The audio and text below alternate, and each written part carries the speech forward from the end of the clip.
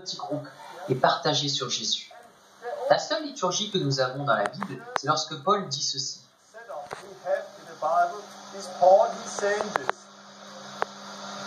Lorsque vous vous assemblez, chacun de vous a-t-il un cantique, une instruction, une révélation, que tout se passe pour l'édification de l'Église. 1 Corinthiens 14, 26.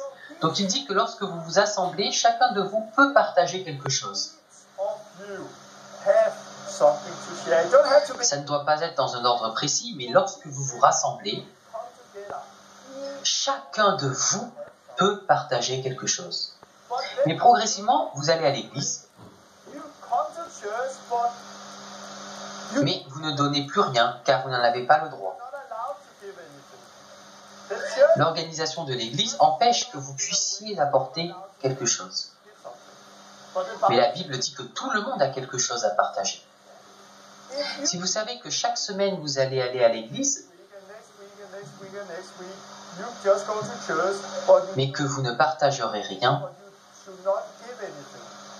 vous deviendrez passif et endormi. Parce que si vous ne donnez rien, il n'y a aucune raison d'être rempli. Par exemple, si je veux qu'un jeune lise la Bible plus que la semaine précédente,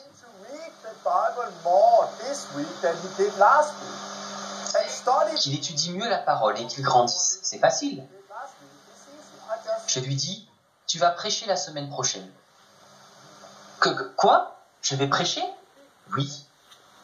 Si je lui dis ça, je vous garantis que pendant la semaine, il va prier, dévorer la parole, il va la méditer et ça va le transformer.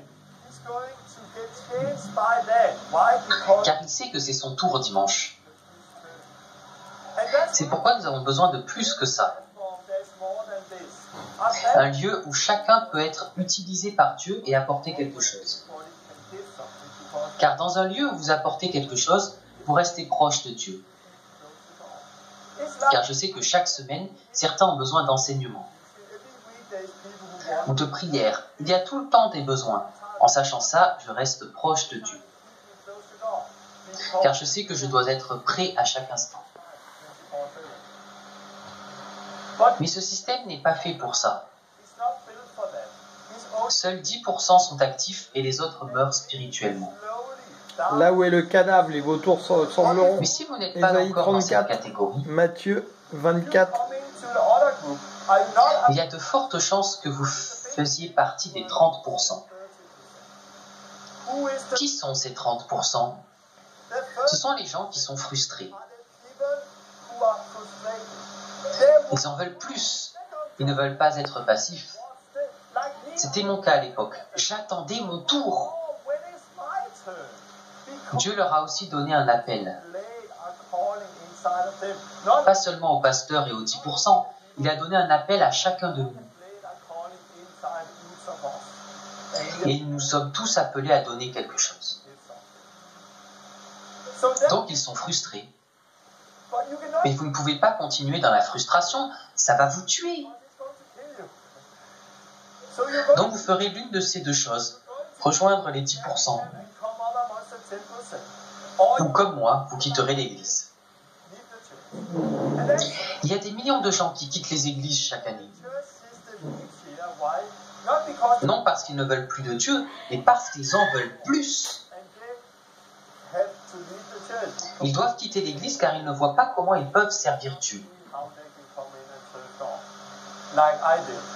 Je sais qu'il y a différentes églises, peut-être que vous n'êtes pas dans cette situation.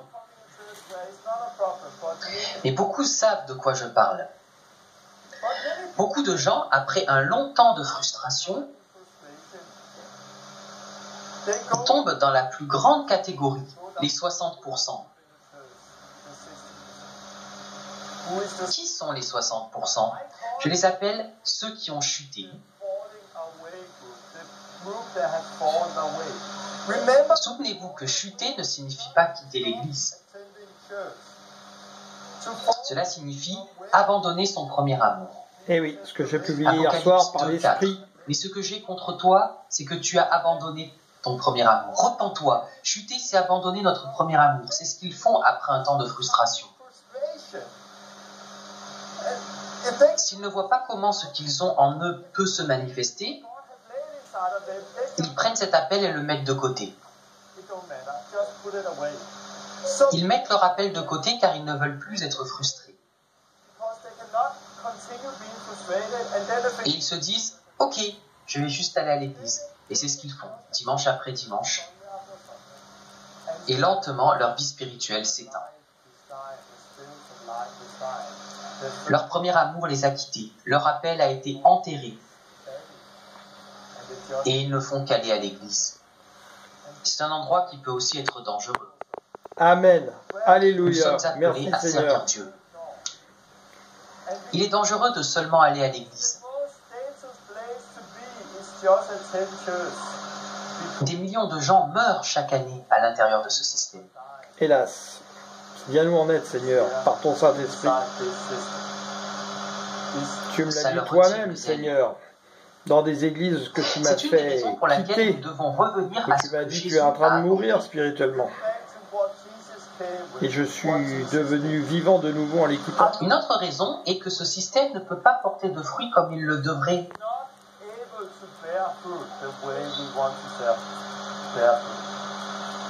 J'ai souvent pris une ou plusieurs personnes avec moi pour les former. Et je les ai vus grandir.